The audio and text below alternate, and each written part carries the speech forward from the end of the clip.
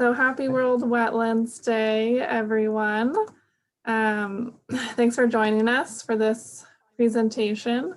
My name is Hope Presley, and I work for the San Francisco Bay Wildlife Society at John Edwards San Francisco Bay National Wildlife Refuge.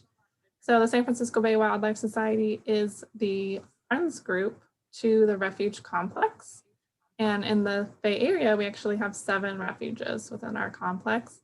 Today, we're going to be focusing on our largest refuge called John Edwards. So the Wildlife Society is a nonprofit.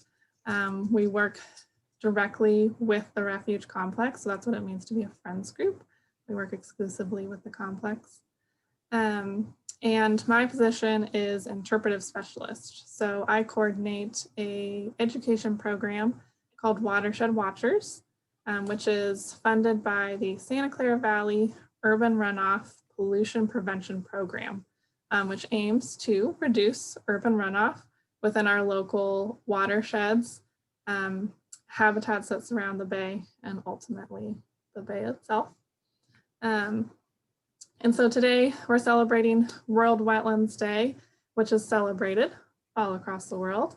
And so first we are going to start with a little introduction to the refuge, what wetlands are, why they're important, and then we're going to go into the work that Dave does to help restore our wetlands here in the South Bay. So John Edwards National Wildlife Refuge is on the southern part of the bay. We're sort of like a U shape from Newark, Fremont area down to San Jose, Sunnyvale, and then up to Redwood City. We have a variety of habitats at the refuge. Today we're going to be focusing, of course, on our wetland habitats. And the refuge was established in 1972, in part because of a grassroots effort that was started by a group of citizens that really rallied together. They saw these habitats disappearing and saw the need to protect them. And so that's how the refuge was established, and why the work that we're going to talk about today is continuing to happen. And so what is a wetland first? And a wetland is an ecosystem that's flooded with water, and it could be permanently or seasonally, and it could also change throughout the day. They contain aquatic plants, specialized soil, and could be fresh, salt, or brackish water. And so these photos that you see here are some various types of wetlands. So we have tidal salt marsh. This is from North Carolina, so it's right on the coast. You can see there's these tall, skinny grass, reed-like plants that you see here. We have our estuarine woody wetland. So here you can obviously, it looks a little bit more forested. There's some taller, denser vegetation. This is also from the Carolinas. This would be a freshwater wetland.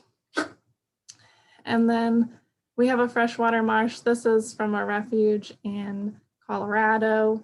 And so here you can see, again, this great variety and the different types of plants that surround this wetland and compared to these 3 different types. But these are the wetlands that we are going to learn about today. So these are our wetlands that surround the bay. So these are also a tidal coastal wetland, but the plants here are different than the plants that we saw, for example, in the tidal marsh that was on the coast in the Carolinas. The plants are a lot different. You can see here one of our main plants, pickleweed, someone already named as their favorite marsh plant. Very low lining, it's a succulent type plant, more dense. And so, so wetlands are very different across different parts of of the country and different parts of the world. And they're very important. So not only do they provide habitat for wildlife, but they are also high oxygen producers. They're carbon storing, so they help mitigate the effects of climate change. They help filter our groundwater, so they're great for our freshwater supply. They're fisheries, so they help fish reproduce. And they're also a buffer zone for storm and flood protection. And so that's really important for what we are going to be talking about tonight. Some common species that you might see out in the marsh. Of course, we have lots and lots of birds. Birds also use wetlands as nesting grounds. So we have some shorebirds here, American avocets, snowy egrets, sandpipers, black-necked stilts. All of these birds have skinny legs and a skinny pointy beak so they can poke into the mud and pull out what we call mud creatures. So that's their main food source. They like to eat snails and clams and worms. So they're specialized to feed in the marsh. And then we also have some waterfowl species, northern shovelers, green-winged teals, ruddy ducks, those are my favorite, and our classic mallards. So again, these birds are specialized to live in the marsh. They also eat those mud creatures that I talked about with our shorebirds, but they eat those mud creatures in different ways and in different parts of the marsh. Because they can swim, they can get deeper areas of the marsh. Some of them are divers, some of them are dabblers. So they stick their heads into the water and scoop up those mud creatures at deeper depths. And then we also have a variety of seabirds as well that use the marsh. So we have Caspian terns, Forester's terns, gulls, American white pelicans. If you haven't seen the pelicans out in the marsh, definitely make a trip. They're an amazing bird to see out there in the marsh. And the white pelicans are specialized to feed in marshes or areas that aren't very deep because they're not divers like we're used to seeing. Our brown pelicans on the coast dive into the water, but our white pelicans scoop up their food. And sometimes they'll work as a group to actually kind of corner or gather a school of fish, and then they'll work together to scoop up those fish. Very neat to see in the marsh. And then the refuge also has threatened and endangered species that we monitor. So we have western snowy plovers. These are really, really tiny shorebirds that use the marsh and even the levees for nesting. And then we also have our California ridgeways rail and of course our salt marsh harvest mouse, salty. So these two species rely on our marsh or wetland habitats that we have here at the refuge. And they're endangered because of habitat loss. So we've lost so many acres of our wetland habitats that we've also lost many of our ridgeways rails and salties. And so part of the work that Dave is going to talk to you about today will help increase the amount of habitat for these endangered species, thus hopefully also increasing their populations. So like I mentioned before, wetlands are very important. They work as a buffer zone for storms and floods. And over the past 100 years, we've lost upwards of 95% of our marshes or wetlands that surround the entire San Francisco Bay. And a lot of that habitat loss is due to development. So as you can see in this first picture up top, you can clearly see the outline of San Francisco Bay. So this black that's surrounding the bay is what used to be the wetlands. And then we jump down to this photo below, not even 100 years later, and you can barely see the outline of the bay because so many of those marshes were replaced with salt ponds, with housing, companies, roads, any type of human development, landfills. And so now we don't have that buffer zone or for that storm protection, flood protection. So we have to come up with other ways to protect our communities that we built here from the bay or from things that come with the bay, like sea level rise. And then we have also experienced some various pollution entering the bay. Some of it has been historical and some of it is happening right now. So we have a lot of mercury contamination in the bay because of mining processes that were happening during the gold rush. And then we also have urban runoff pollution right now. You know, just like I mentioned, we've developed these areas, and with that comes lots of runoff from our communities into our watersheds and into the bay. But there's lots of things that we can do to help prevent that. So Dave's going to talk to you tonight about what he's doing and what the Restoration Project is doing, but there's also lots of things that we can do too. And so, like I mentioned before, my program is called Watershed Watchers. And so we have this great website called mywatershedwatch.org where you can go and find out about all these super easy things that you can do that make a huge difference, especially when we all do them together. That's one of my favorite quotes is, individually we can make a difference, but together we can make an impact. And so if we all do these things, we can really see change happen quickly. Some easy ones are take your car to a car wash instead of washing it in your driveway. That's an easy one. Not only do you not have to wash your car yourself, but you're also conserving water because that water gets reused and recycled at the car wash. So that one you get a double the impact there. And also just educating others, you know, sharing, joining programs like this, sharing what you learn, sharing the opportunities to join future programs, getting involved in volunteer opportunities.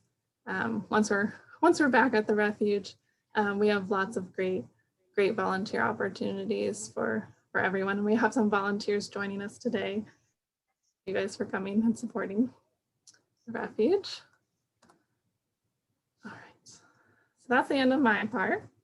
I am going to pass it off to Dave. And Dave, I'll let you introduce yourself. But if anyone has any questions regarding the refuge or programming with the Wildlife Society, you're more than welcome to contact me. And after this program ends, I'm going to send out an email with links and stuff that I shared, and then also from the Restoration Project that Dave is going to share.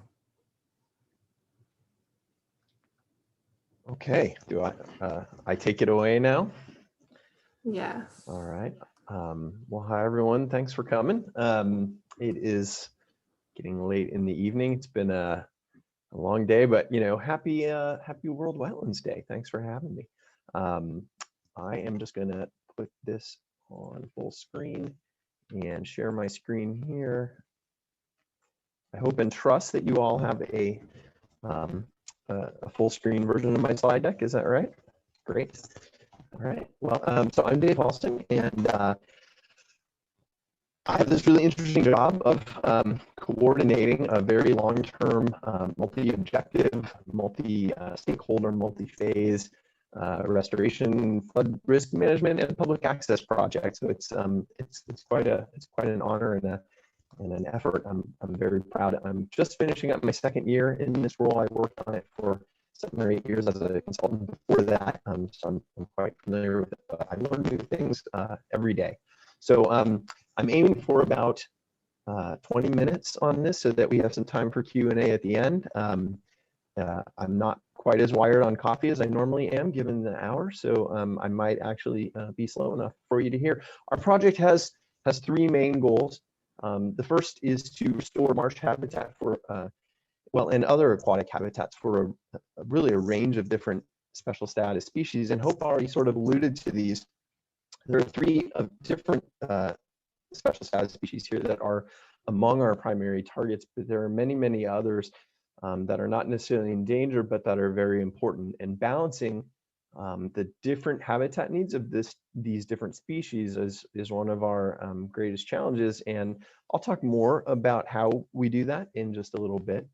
Our second goal is to maintain or improve the flood protection that is provided to the communities around San Francisco Bay. I'll show you some maps of these in a little bit, but you know, both from coastal flooding and from large storm events, lots of the communities around the bay are very low lying and are faced with flood risk all the time. And so as we restore these ponds, we bring the bay in closer to them. And if we don't do something to shore up the inboard side of those former salt ponds that we're restoring, then we risk increasing the flood risk. And so we work with a lot of the local governments, the flood protection agencies, and the public works agencies to incorporate flood management into our designs. And then the third thing we're trying to do is to provide wildlife compatible public access. And the wildlife compatible part of this is really important, both at the National Wildlife Refuge and at Eden Landing Ecological Reserve, which is a state reserve. You know, these are areas that are managed primarily for wildlife, right? That's their main goal. And so while we want to bring people into contact with the bay and with the marshes around them and sort of expose them to the outside world, we have to do it in a way that is sensitive to wildlife. And so we tend to do a lot of low impact things like these, levee top trails and fairly rustic viewing platforms and things like that. But we also have some fancier things like kayak launches and things that I'll show you some pictures of in just a moment. Our project, as its name implies, has to do with converting salt ponds, salt production ponds, back into these aquatic habitats and marshes. And the project began in 2003 when at the time, the only remaining salt producer in San Francisco Bay was the Cargill Company. Over 15,000 acres in the South Bay was transferred back into public land management. About 2/3 of that went into the Don Edwards National Wildlife Refuge, and the other third went into the California Department of Fish and Game. At the time, it went into their ecological reserve. That was a mix of federal and state money, of private donations from the Silicon Valley Leadership Group and others, and Cargill also donated quite a lot of that. And I like this slide because a lot of it happened because of Senator Dianne Feinstein, who's shown in this picture, in what was at the time the highest resolution digital photograph one could take. So the technology's gotten a lot better since then. So we've been working on this for quite some time, since 2003. I talked a little bit about the funding of the acquisition. The funding for all of the design and the construction and the permitting and all the monitoring and the surveys comes from a mix of grants from these different agencies, federal, state, regional. We do still get very occasional sort of private foundation grants, like from the National Fish and Wildlife Foundation, and Cargill still helps out a little bit. It's quite a complicated mishmash of funding sources, but we can talk more about that in Q&A if you want to know more about that. The big question a lot of people ask is why are we doing this, right? Why do we want to restore these habitats and undertake this project? And Hope talked a lot about it already. But I'll start with the human side of it, right? The Bay Area is home to well over 7 million people. That was in 2010, so it's much more now. And the estuary and the bay and the refuge and all the parklands around it provide a really valuable source of public access and recreation, hunting, kayaking, biking, hiking, photography. All of that is really important when you're sort of crammed into this large urban area. The other reason is ecological, not just for those the things Hope talked about, right? The habitat benefits of a tidal marsh, and all the sort of wave run up and shoreline protection and sea level rise adaptation benefits of a marsh, but also just for migratory birds up and down the Pacific Flyway, down the whole western coast of North America. You know, the Bay Area's ponds and marshes and the bay itself are a hugely important stopover for a lot of those species, even if they are not year-round residents of the bay. And the third reason is, you know, we live in close proximity to the bay. This is Alviso, part of Alviso. It's way at the southern end of the bay, up near the EEC. I'm sure you all have seen it. I just really like this picture in part because, other than the mountains back here, it reminds me so much of the lowlands of Louisiana, and I mean, it just looks unlike anything else around the bay. I don't know, I would just really like that. But more dramatically, you know, all around the bay, these are the logos of some of the biggest companies and most profitable and influential companies in the world. And you can see how many of them are all along the shoreline in the South Bay. These are their headquarters. This is yet another reason why we want to do the flood protection part of this, right? Not just to protect these companies, but this is not one photo. This is actually a couple different photos. But you know, almost all of the important public infrastructure in the Bay Area is close to the bay too, right? We've got airports, we've got wastewater treatment plants, we've got bridges and bridge abutments, and lots of low-lying communities. All of these things are right on the shore of the bay. And so as we want to restore more marshes, it helps sort of add a layer of flood protection, flood risk management, and sea level rise adaptation onto the outer edge of these communities and all this important public access or public infrastructure. It can't solve that problem on its own, but it does buy us a lot more time to try to figure out how we're going to cope with that on a regional level. So our project sites, kind of alluded to this before, you know, it's a very large project, 15,000 acres. Everything in blue is part of the Inland Ecological Reserve that's run by the state of California. The two large green areas are part of the Don Edwards Refuge. This is the Ravenswood Pond Complex, and everything in green down here is the Alviso Pond Complex. Everything in orange, Cargill still makes salt on, and everything in red, Cargill actually still owns and makes salt on. As you can see from this map, you know, it's a very large. Hey, Dave. Yeah. Sorry. Sure. There's a little bit of static coming through with your mic. So I was thinking maybe if you just turned off your video, that might help with the quality of the internet. I can do that, I suppose. Let's see. It's going in and out, so I think it might be the connection. It could be. Does that still work? Yes. You can hear me? All right. Thanks for the heads up on that. So because this project's so spread out and has so many scientific uncertainties and it's trying to do and balance so many different types of things, we have to implement this project in phases. And so as we go through here, I'll talk a little bit about what some of those different phases we're able to do. There we go. One of those trade-offs, one of those balances is between the tidal marsh species and the different pond species. So we'll talk a little bit about this. The western snowy plover likes to, in fact, needs to nest on some of the old dry salt pans that are in some of these former salt production ponds. The Ridgway's rail, however, likes tidal marsh and needs tidal marsh, and these are both special status species, an endangered and a threatened, both really important. If we restored all of these ponds to marsh, we would take away all of the plover habitat and vice versa, right? And so we have to kind of carefully balance those.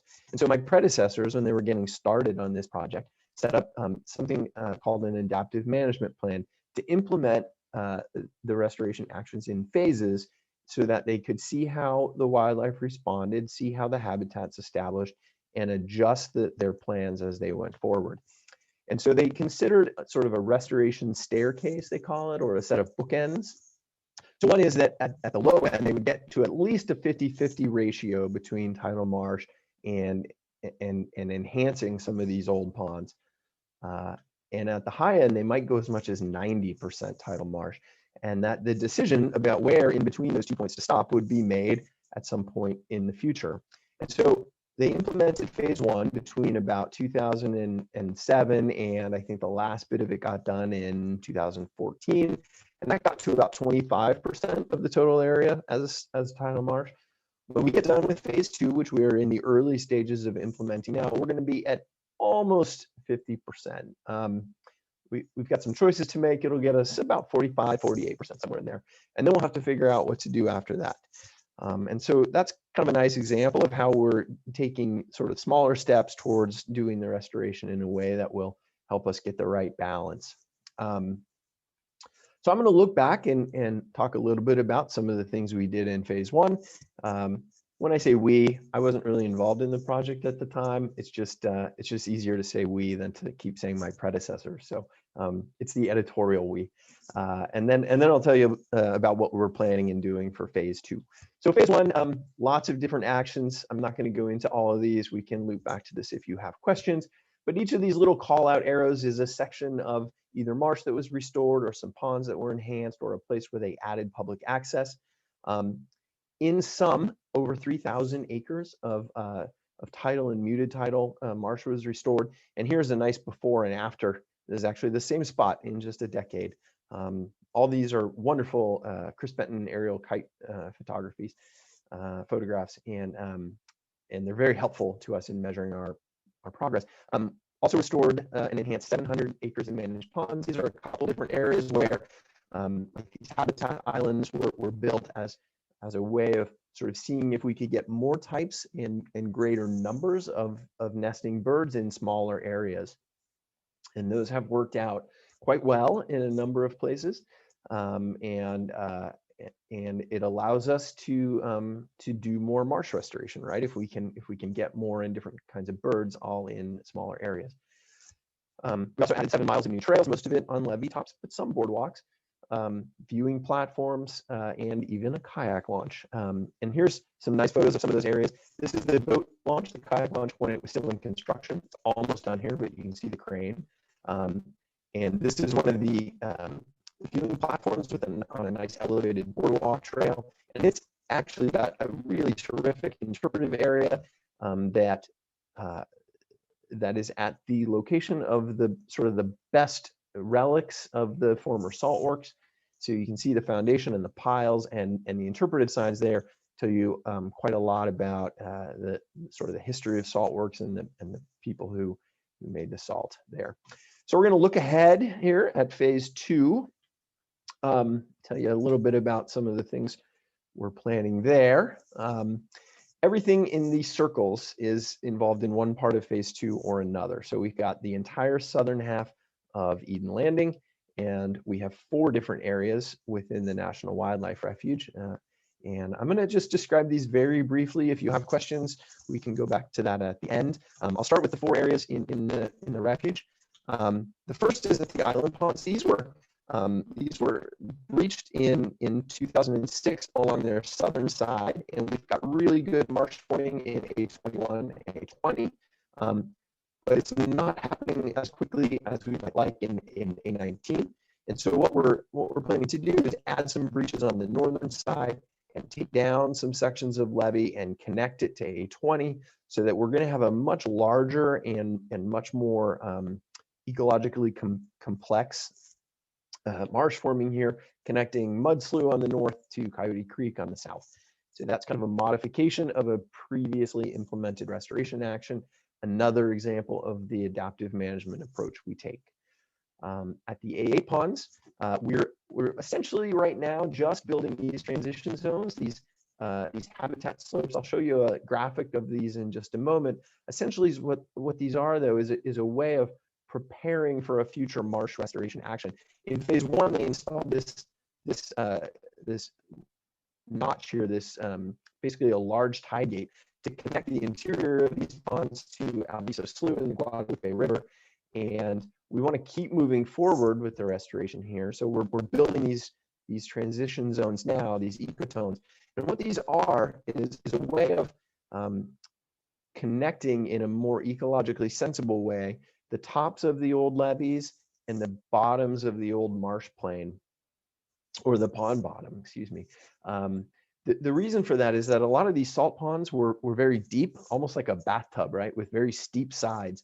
And so if we can import a bunch of material and bring in a bunch of dirt and create nice slopes, such as the one shown in these graphics here, we create much more area at each different elevation, and that really adds to the variety of habitat there. It's also a nice ramp for sea level rise adaptation over time, right? As the tidal elevations inch upward over the coming decades, the marsh can move upslope with it. And so the vision for A8 is not only to build the 2 transition zones that are shown here, but also to work on connecting 2 creeks that right now make very sharp, very artificial 90-degree turns and flow out into the bay through Guadalupe Slough. What we're hoping to do in collaboration with the Valley, Santa Clara Valley Water District is instead punch them through the southern levee of A8 and have them deposit their sediment in here and contribute to marsh formation, contribute to fish passage, right? Because the fish can come in and out of the pond and up these creeks and connect it to this sort of brackish Harvey marsh here. And so this will be a really fascinating project if we are able to get that funded. That'll all be part of a future phase, but we're looking into fundraising for it now. So at the 2 ponds in Mountain View, we're looking at, this is the Shoreline Park in Mountain View. The amphitheater is just off the southern edge of the map here. We're going to take these 2 ponds, and these are over 700 acres together, and we're going to reach them in a number of places. We're going to add a nice public access trail out on the eastern side of A2W. We've got 2 big transition zone slopes here because Shoreline Park is a closed landfill, and so we want to add these transition slopes for all of the reasons I said before, but also to add some erosion and scour protection to the landfill. And we're going to raise up this western levee, and that's more for flood protection. The idea is that if we have tidal flows coming in and out of A1 at the current elevations of the old salt pond berms back here, we risk overtopping the levees down in this corner and adding some flood risk. So we're going to raise those up, improve those. We're going to build some habitat islands, and there's some other sort of subtle things going on here with the PG&E towers and things, but we can talk about those later if you want. And the last of the 4 areas in the refuge is at the Ravenswood Ponds in Menlo Park. These are actually under construction now. We're doing 3 types of restoration here. We're doing tidal marsh restoration in R4 via a breach we're going to put in at this corner. We're keeping R3 for western snowy plover, and we're going to enhance it by adding water control structures to let us manage the water depth and quality. And then these smaller ponds over here, we're going to make into managed ponds for shorebirds and dabbling ducks, migratory waterfowl and things like that. We're connecting it to flood slough over here and to R4 here so that we can move water in and out and achieve really in one spot a really great balance of all the different goals. We're putting a visitor center, viewing platform, right here at the middle of a trail we're building here along a raised levee, and from that viewing area, you're going to have the ability to see all 3 of these different restoration actions all in one place. So that's kind of cool. At Eden Landing, this is over 2,000 acres. It's closer to 2,400 acres. We're doing mostly tidal marsh restoration. 4 large ponds here are going to be breached to be made fully tidal. These 4 smaller ponds here are going to be muted tidal marsh restoration, and that's for flood protection reasons. This Alameda Creek flood control channel is a FEMA and Army Corps of Engineers certified levee, and so we need to we can't just willy-nilly rip holes in that everywhere, so we have to constrain that. And then we're going to do some different kinds of managed ponds up here on the northeastern side, and that's for plover and for different kinds of shorebirds.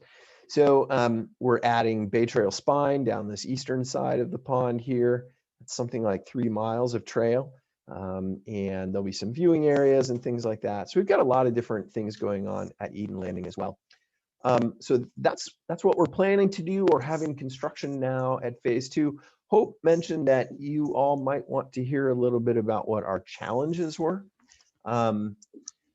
The biggest challenge we have, frankly, is the import of all of the material, the dirt that we need, right? In order to raise up these levees and build the ecotone slopes and build the habitat islands, we need many hundreds of thousands of cubic yards of clean material. And it's very hard to find all of that. And it takes a lot of time. We get it for free when we get it, which is great, but there's not that much of it. And so it's a challenge. There's also that, bringing and trucking in all that material is confounded by traffic and by our need to coordinate with the parks and the neighboring communities, which we do, but it's hard. It takes time.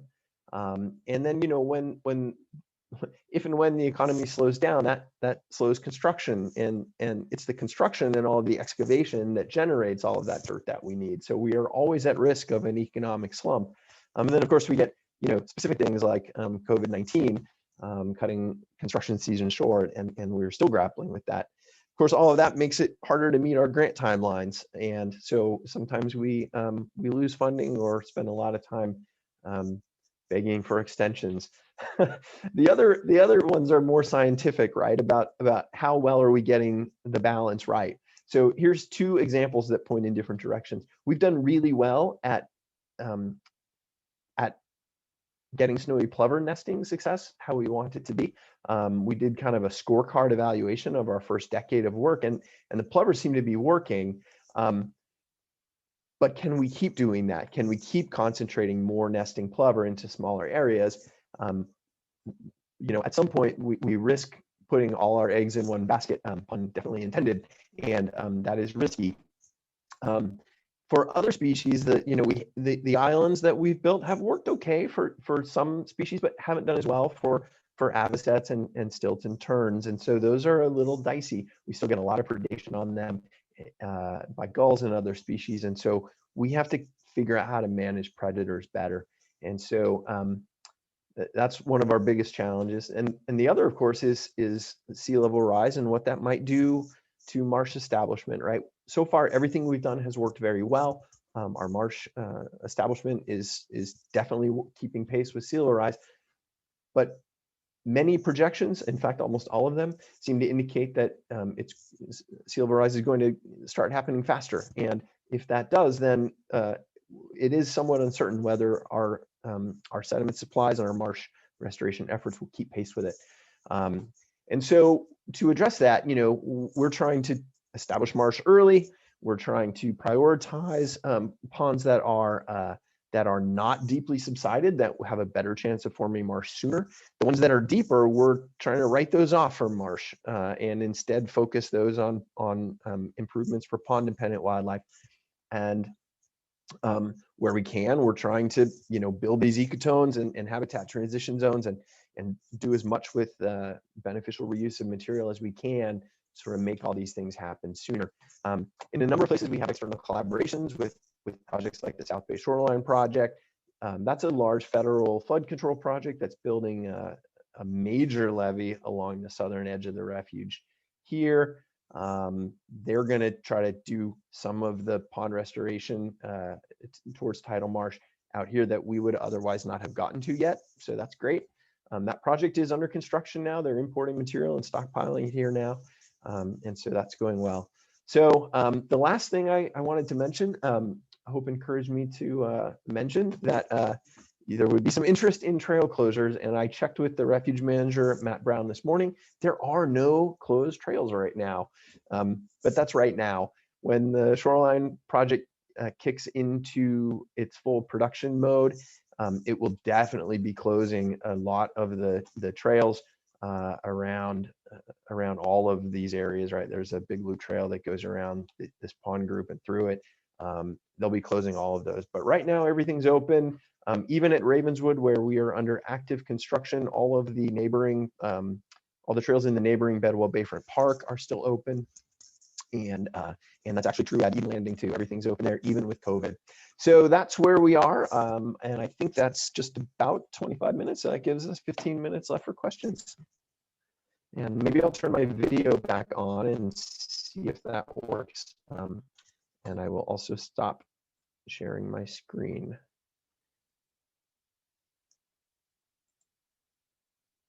Hi. Welcome back. Thank you, Dave. Sure. Audio continued to be a little choppy, but it was going, we could still understand a little bit. And then it would just pop back and be totally fine. I mean, we could understand. I'm really sorry about that. Anyone else can chime in, but we do have a couple questions in the chat that I'll read to you. Let's see, how many years does it typically require to restore a piece of marshland?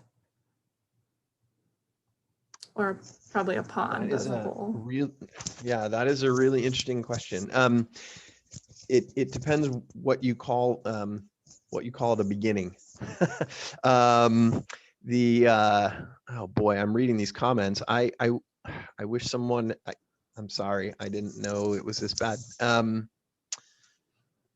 Anyway, from the initial concept of what one might do, you have to do a certain amount of design and modeling. You have to do NEPA and CEQA. Just getting to that stage can typically take 3 to 4 years. Permitting can take another couple of years, and sort of the added more detailed phases of design. So typically you're looking at like 6 or 7 years from conception to getting all of your permits and beginning construction. And that's if things go smoothly. If they are if there are delays, if there are problems with permitting, if there's not enough clean dirt, or no, we're not at that stage yet, sorry. If there are funding problems, it could take longer. Once construction starts, it can take 5, 6 years sometimes to get all your dirt and get it all in place and everything all right. And then once you're done, a marsh could take a decade or more to fully collect enough sediment and start forming marsh.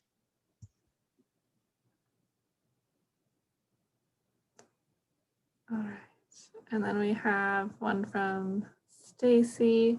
As the restoration continues, have new species been observed?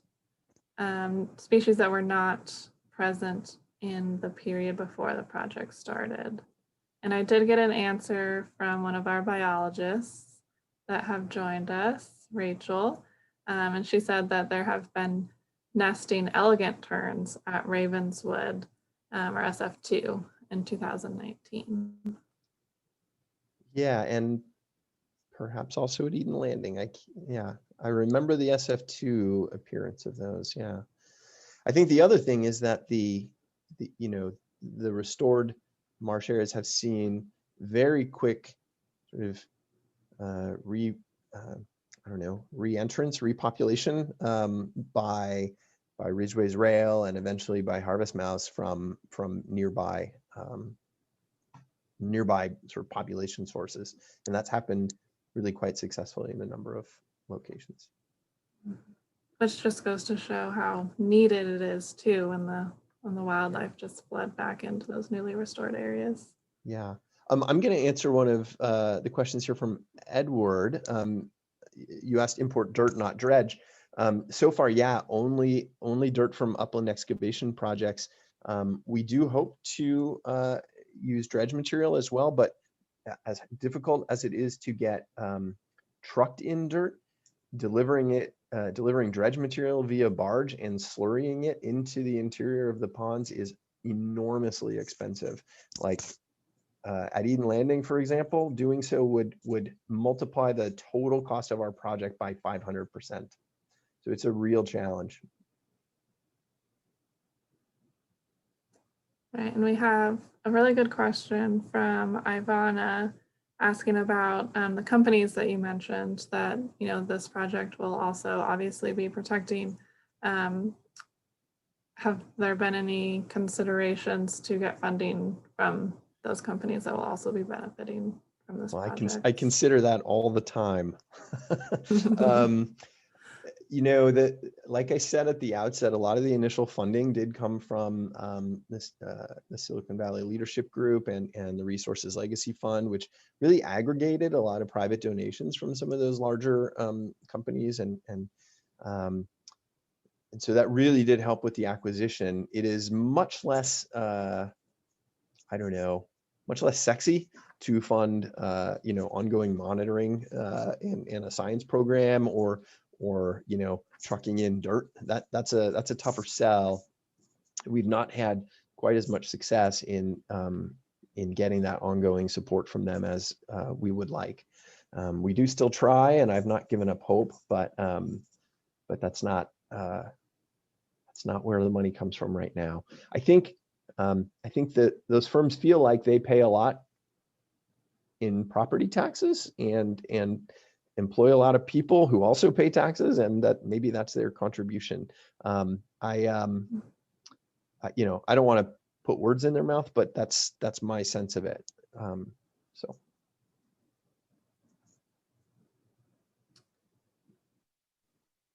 And then Edward has another question.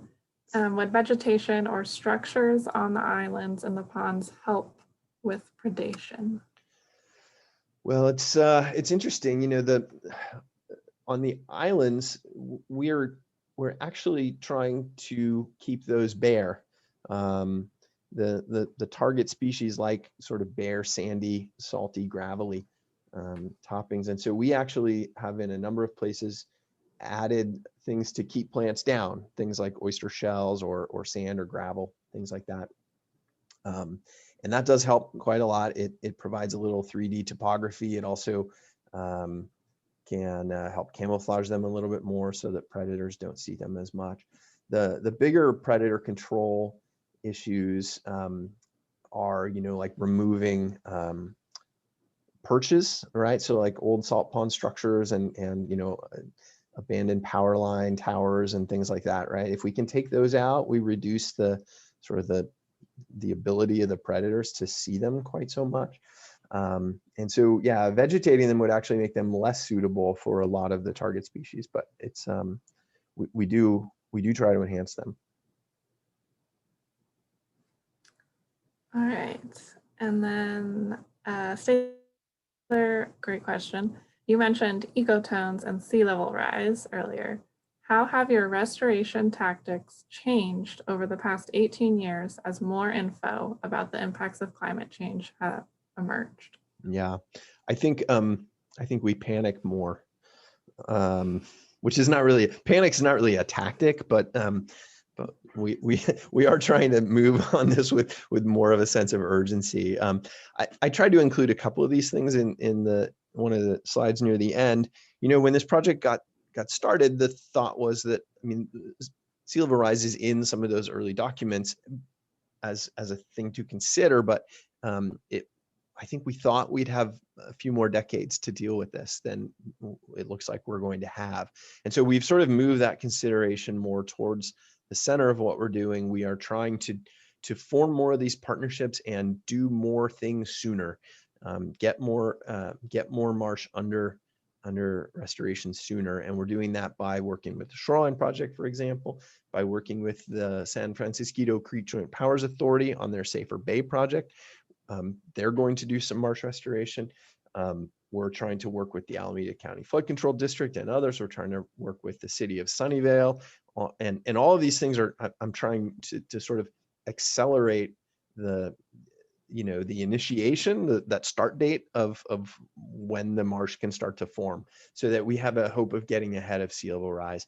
And then, of course, the other big thing is choosing carefully which ones you do, because some things that might have had a chance to become marsh if there were no sea level rise might now be too deep, and so we're going to set those aside as ponds.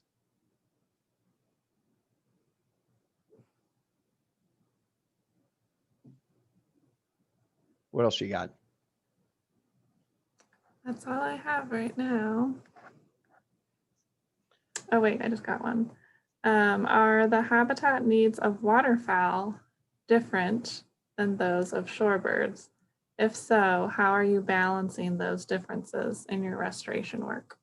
Yeah, they are, I mean, there's some overlap, but if you have a diving duck, right, they need a little bit deeper water than say a dabbling duck, which needs a little bit deeper water than a shorebird, which you know, a lot of shorebirds really like that sort of intertidal area, right? The tide goes out and they can run out and sort of stick their long skinny beaks into the mud and feed that way. And so, you know,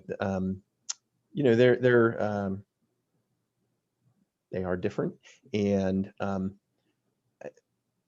you know, some ponds are just deeper than others, and so that's sort of a natural like niche separation of that kind of restoration target. The other thing that goes on is that, you know, when we breach a pond, it often takes a decade or two to accrete sediment, right? And so during that time, the kinds of birds that might use it will change over time, and then when it's marsh, yet a different kind will use it. And so there's this sort of by doing the restoration in phases like we're doing, we're sort of creating some natural sort of variability in what kinds of birds can use which area around the bay. Does that make sense?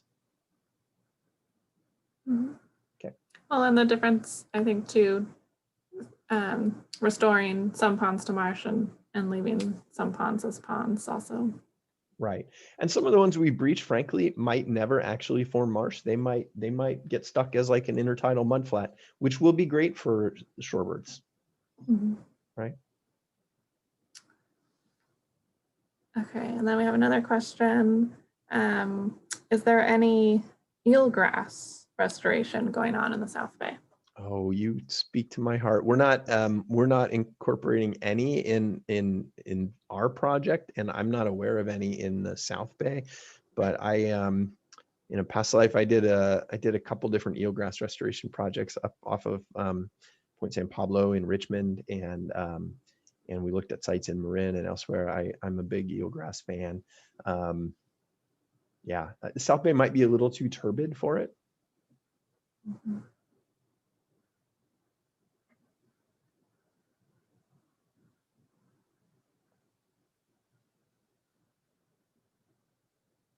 Maybe we're done.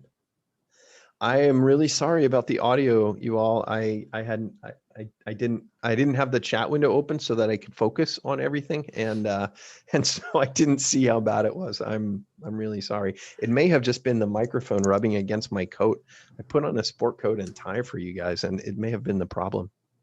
I don't know. It's fine when you're not presenting. It was just when the presentation was up. Yeah, it's because it's because I'm holding the mic. I think it may have been just rubbing.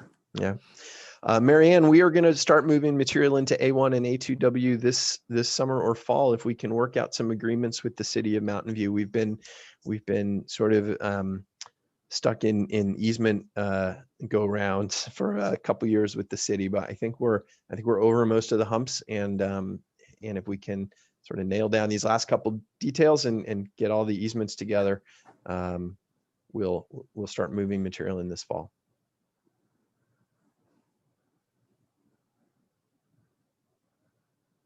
I'm getting lots of thank yous.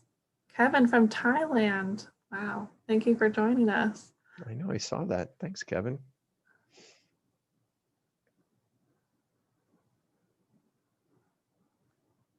All right. I'm going to go have some dinner if we're done. Thank you all so much for joining us. We will send out a follow-up email with some links for you, and please always feel free to reach out to either of us if you have any additional questions, and we hope to see you at future programs too. Oh, I will just mention tomorrow or perhaps Thursday, our project website, southbayrestoration.org, Hope's going to send that out to you. We're going to have a blog. I'm going back in time, and I'm going to start writing a blog every couple weeks. So it'll have project updates and news and interesting things going on around the bay. So if you think I'm even a little bit engaging or funny, check that out, and I think you'll have a good time. Excellent. Thanks. Okay. Thank you, everyone. Good night, everyone.